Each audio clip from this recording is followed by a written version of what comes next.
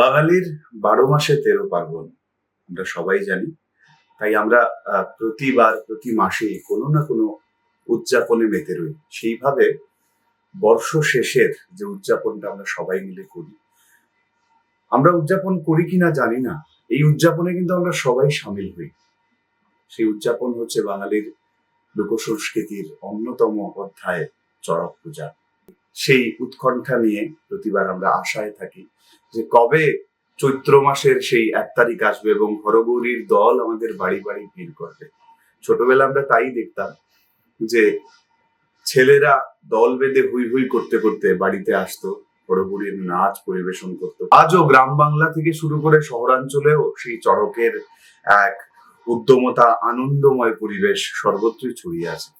আমরা একটু যদি ইতিহাসের দিকে ঘাটাই, যদি দেখি, তাহলে দেখা যায় যে 1445 খ্রিস্টাব্দে বাংলাদেশের তৎকালীন বঙ্গদেশের সুন্দরানন্দ ঠাকুর এক রাজা সেই পুজোর প্রচলন করেছিলেন। এটা আমরা অনেকে আমরা শুনেছি, বিভিন্ন বইতেও তা রয়েছে। কিন্তু যেহেতু লোকসংস্কৃতি, লোকোধ্যায়ের সূচনা কিভাবে হয় সেটা তো লোক মুখে প্রচলিত।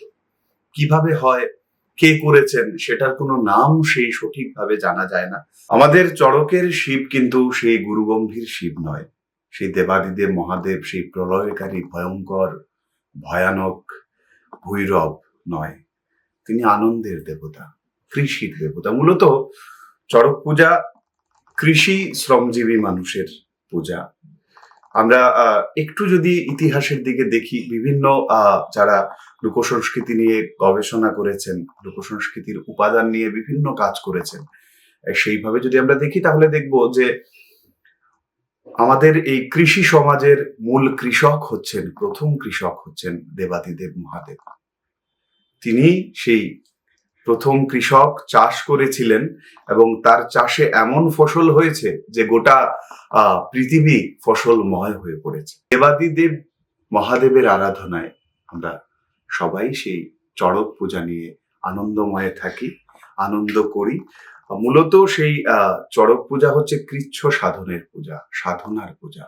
আমরা সংস্কৃতিতে যদি তাকে নিয়ে যাই, আমরা দেখব যে চড়কে অনেক গান রয়েছে, অনেক উপাদান রয়েছে, তার একটা নৃত্য শৈলী রয়েছে, যে নৃত্য শৈলীটা আমরা বর্তমানে বিভিন্ন মঞ্চে দেখতে পাই।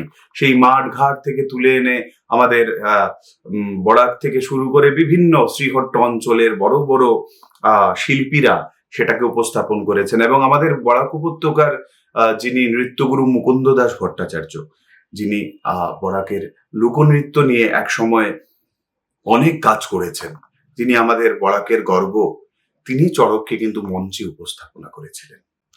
মানুষের ভালোবাসা, শ্রদ্ধা, উৎকণ্ঠা সবই প্রকাশ পায়। কিন্তু মূলত আজকের দিনে প্রতিটা কাজ করতে গেলেই তো অর্থের দরকার। সেই চড়ক হোক আর যাই হোক না কেন, যেই শিল্প সংস্কৃতিকে আমরা ধরে আঁকড়ে বাঁচি না কেন, প্রত্যেক কাজ করতে গেলেই অর্থের দরকার। সেই আগের মতো মানুষ সদিচ্ছায় টাকা দেন না, এগিয়ে আসেন না। তবুও এই সংস্কৃতি চলবে, এটা বাঁচিয়ে রাখার দায়িত্ব আমাদের।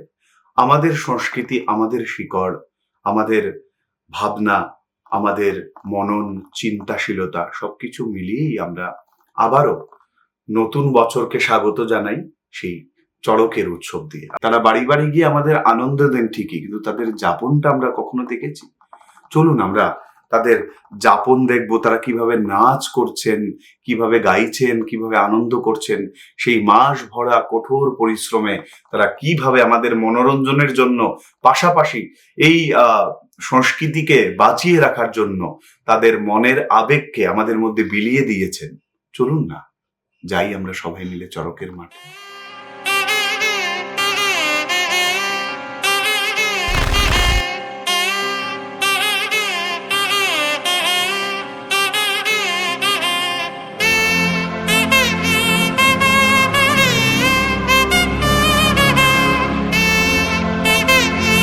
পূজা কবে শুরু হয়েছে বা কখন শুরু হয়েছে এটা তো প্র্যাকটিক্যাল থিওরি জানা নেই। আমরা যে গুরুর মধ্যে জেনেছি, ওনারা বলেছে ওনারা পূর্বপুরুষরা পূজা করে এসেছে। এটা তো শাস্ত্র মতো কোনো বর্ণনা মতন দেওয়া নেই। কেউ বলে 1400, কেউ বলে 1500, কেউ বলে আরো পুরানো আদি।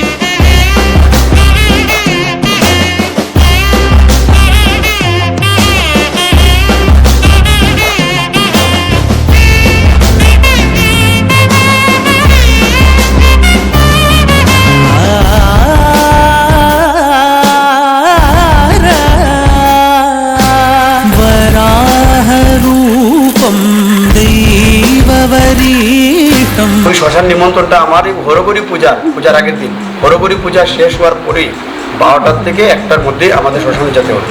শ্মশানে গিয়ে যেটা বলা হয় আর্যা পূজা, এই আর্যা পূজা করতে হবে। শ্মশানে আমাদের চুলারই কেন আমাদের এটা একটা গোপনীয় পূজা থাকে।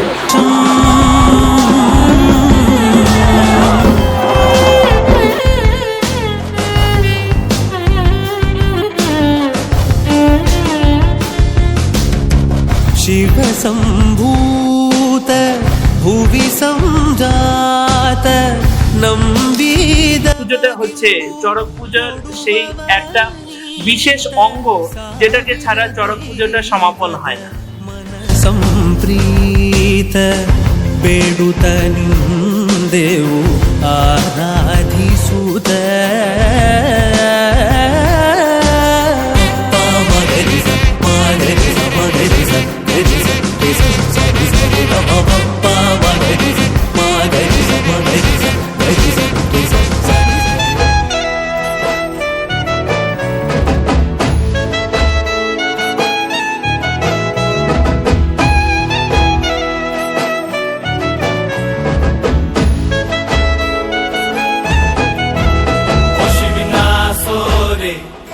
নবীন কীর্তনের মাঝে নন্দী ভৃঙ্গি আদি সঙ্গ মৃদঙ্গ বাজিল রে, অশিবনাসরে। নবীন কীর্তনের মাঝে নন্দী ভৃঙ্গি আদি সঙ্গ মৃদঙ্গ বাজিল রে। শিব নাচে পার্বতী নাচে রে, ও ভাই রে আরো নাচে খুশে রে। শিব নাচে পার্বতী নাচে রে, ও ভাই রে আরো নাচে খুশে। বিশ্বে উন্মত্ত হইয়া পুচ্ছ তুইলা নাচে, বিশ্বে উন্মত্ত হইয়া পুচ্ছ তুইলা নাচে। অশিব নাচরে নবীন কীর্তনের মাঝে নন্দী ভৃঙ্গি আদি সঙ্গ মৃদঙ্গ বাজিল রে, অশিব নাচরে। নবীন কীর্তনের মাঝে নন্দী ভৃঙ্গি আদি সঙ্গ মৃদঙ্গ বাজিল।